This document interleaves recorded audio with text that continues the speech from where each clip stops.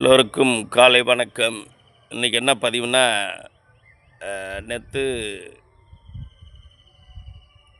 என்னோட அக்கா பொண்ணு ஒருத்தவங்க வந்து குரூப் 4 சர்டிஃபிகேஷன் வெரிஃபிகேஷனுக்காக போயிருந்தாங்க. டிஎன்பிஎஸ்சி எக்ஸாமில் பாஸ் ஆகிட்டு. ஆனால் என்னோடய நண்பர்கிட்ட கேட்டேன். அவர் என்ன சொன்னார், ஏன்னா நண்பரோட ஒய்ஃப் ஏற்கனவே வந்து இந்த குரூப் 4ல் செலக்ட் ஆகி வேலை பார்த்துட்ருக்காங்க. அவர் சொன்னாங்க, ஒரு 3 பேருக்கு, அதாவது ஒரு ஆள் எடுக்கிறாங்கன்னா ஒரு 3 பேராவது கூப்பிடுவாங்க. அந்த டைமில் என்ன ஆகும்னா, கடைசி நேரம் எல்லாம் சர்டிஃபிகேஷன் வெரிஃபிகேஷனாக முடிஞ்சு, சில நேரம் அந்த கரெக்டாக ஆர்டர் படி சில நேரம் வராமல் இருப்பாங்கள்ல, வராமல் இருந்தால் இந்த போயிருக்கவங்களுக்கு கிடச்சிரும். அது மாதிரி சூழல் இருந்தாலும் ஆண்டவனை வேண்டிக்கிட்டு நல்லபடியாக போய்ட்டு வாப்பான்னு சொன்னேன். அங்கே போய்ட்டு கடைசியாக நேற்று ஒரு 12:30 மணி இருக்கும் கால் பண்ணால், இன்னொரு அங்கே அக்கா இருந்தாங்க. அக்காட்ட கேட்கும்போது அழுதுகிட்டே வர்றேன் அப்படின்னு சொன்னாங்க. அப்போயே நான் ஆஹா ஏதோ ஆயிடுச்சுடான்னு நினச்சேன். இருந்தாலும் காப்பே அடிக்கலை. ஒரு சாயந்தரமாக ஃபோன் பண்ணேன். எப்போயுமே மோட்டிவேஷனாக இருக்கணும். எப்போயும் நமக்கு எல்லா நேரமும் நல்ல நேரமாக இருக்குன்னு சொல்ல முடியாது. அதுக்காக எந்த சூழ்நிலையும் நம்ம தைரியத்தையும் கைவிட்டுறக்கூடாது. தன்னம்பிக்கை எப்போயுமே இழந்துடக்கூடாது. படித்தேன். "ஏப்பா என்னப்பா ஆச்சு மாமா, அப்படி ஆயிடுச்சு மாமா, அழுதுட்டேன், பரவாயில்ல." இதுவே ஒரு பாடம் தான் வாழ்க்கையில்.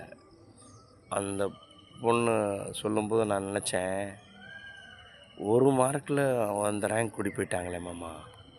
அப்போ தான் நினச்சேன், அந்த 1 மார்க் எடுக்கிறதுக்கு எவ்வளோ, 1 மார்க்கு தான், ஆனால் எவ்வளோ பெரிய வாழ்க்கையில் மாற்றம் ஏற்படுது. அதனால் விடாமுயற்சி கொடுக்கணும். நான் சொல்கிறதுக்கு முன்னாடி அக்கா பொண்ணு சொல்லிட்டாங்க, அடுத்த வட்டம் கண்டிப்பாக நான் முயற்சி பண்ணுவேன் மாமா. முயற்சி பண்ணி கடின உழைப்பு கொடுத்து, இன்னும் எங்கெங்கே என்னோடய வீக்னஸ் இருக்கோ, எங்கெங்கே கரெக்டாக நான் மார்க் எடுக்காமல் இருக்கணும், அந்தந்த ஏரியாவெல்லாம் கான்சன்ட்ரேட் பண்ணி நல்ல மார்க் எடுத்து கண்டிப்பாக நான் அடுத்த வட்டம் நான் செலக்ட் ஆகிடுவேம்மா அப்படின்னு சொன்னாங்க. அவங்க ஆசிரியரும் சொன்னாராம், இன்னும் 3 மாதம் கழித்து யாராவது இதிலேருந்து இந்த செலக்ட் ஆனவங்க வேறு எங்கேயோ ஜாபுக்கு போயிட்டா கூட கிடைக்க சான்ஸ் இருக்குப்பான்னு சொன்னாங்க. இருந்தாலும் பரவாயில்ல, நான் கடின உழைப்பு கொடுத்து அடுத்தவங்க கண்டிப்பாக நான் செலக்ட் ஆகிறேன் மாமா, அப்படிங்கிறது எனக்கு ஒரு பாடமாக இருக்கட்டும் மாமா அப்படின்னு சொன்னாங்க.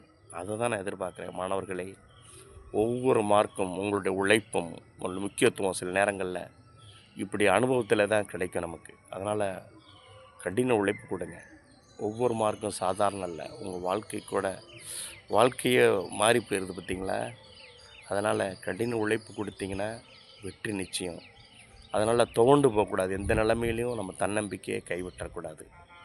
அதனால் அக்கா பொண்ணு மாதிரி கடின உழைப்பு கொடுங்க. வெற்றி நிச்சயம். அடுத்து வெற்றி நிச்சயம்.